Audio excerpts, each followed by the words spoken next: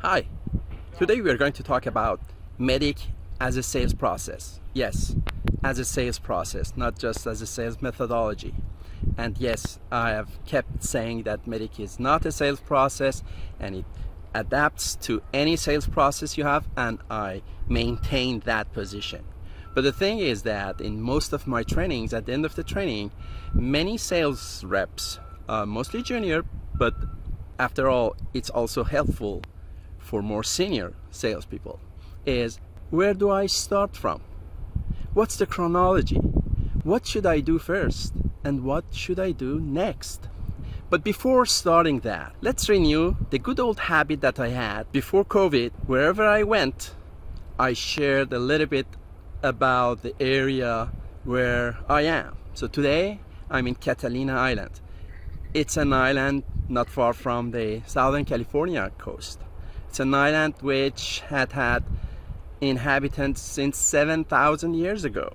And it was colonized just like the rest of the United States in the 16th century under the Spanish Empire, and then became part of Mexico and then the United States.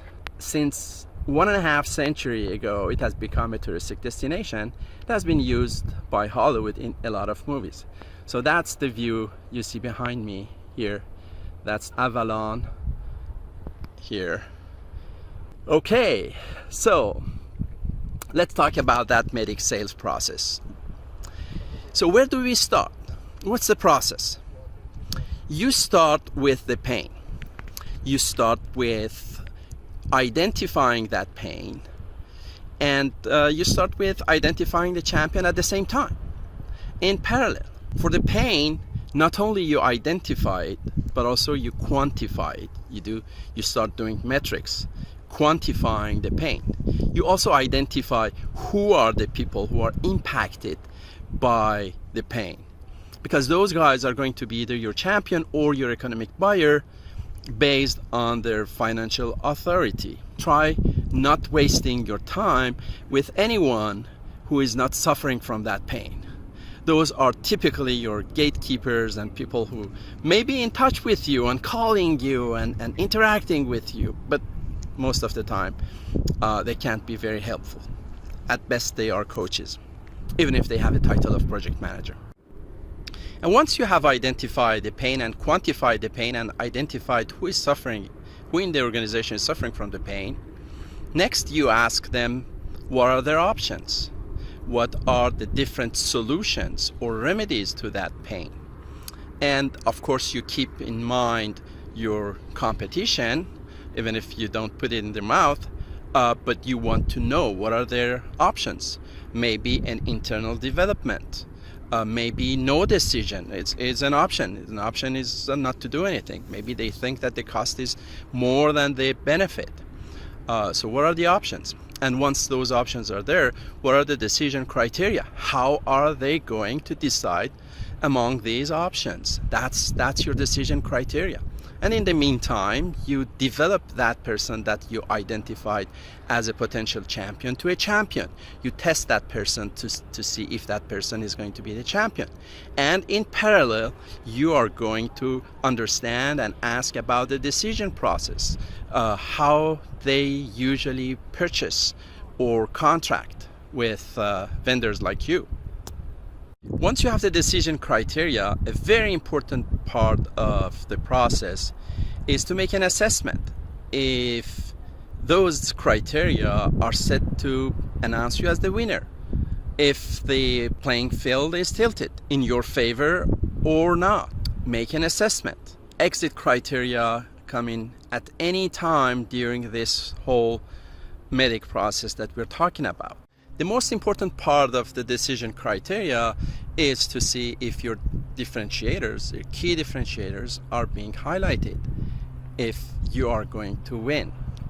And then next step is to go to the economic buyer, hopefully directly. Sometimes if you have a strong champion that hopefully you have developed by now, is able to help you getting that meeting with the economic buyer, or at least being very transparent about all the discussion which are happening behind the scenes with the economic buyer typically by forwarding you emails or putting you in blind copy of some of the emails, typically things that real champions do. So you should see those things by now.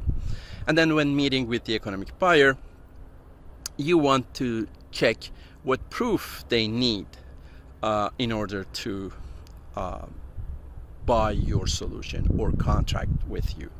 Sometimes just a simple demo could be enough. Sometimes they need a more in-depth proof.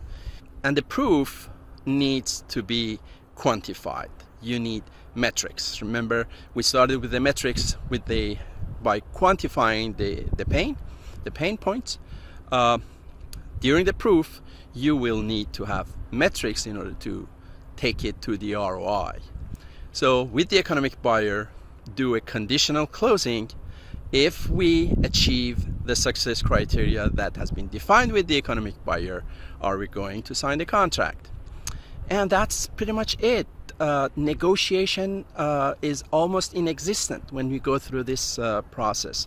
Just after that, you run a good proof of value typically. Bring the proof, no matter the form of the proof. And remember, if the decision criteria are set properly, if you have a champion, that proof of value is a ceremony. There is a blog article I wrote last year about this. The proof of value is a ceremony. It's just a justification that they purchase, but the decision is already made, thanks to the decision criteria, thanks to the champion, thanks to the economic buyer.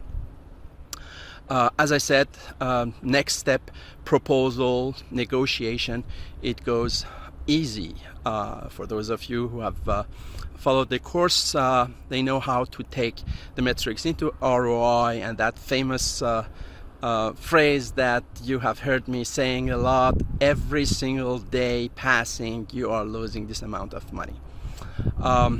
That's it. That's as easy as that. Strong, solid, works in almost all situations. And of course, remember, each time some of these are too challenging and taking too much time and effort, that's the exit criteria.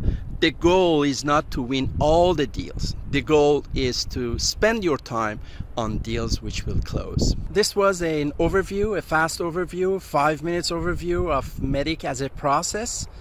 Stages of MEDDIC as a process. It does exist. You can do like that. Of course, for each of these stages and each of these steps, there is a lot to say, a lot to learn, and that's what we're doing during our advanced MEDDPICC classes.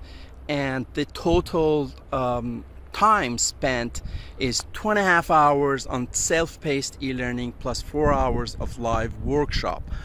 So a total of 6.5 hours accumulated.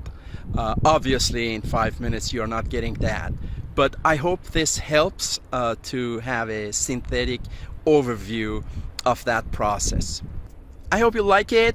If you do, share this, comment down below, and let me know what are your thoughts. Thanks. Go MEDDIC, happy sales.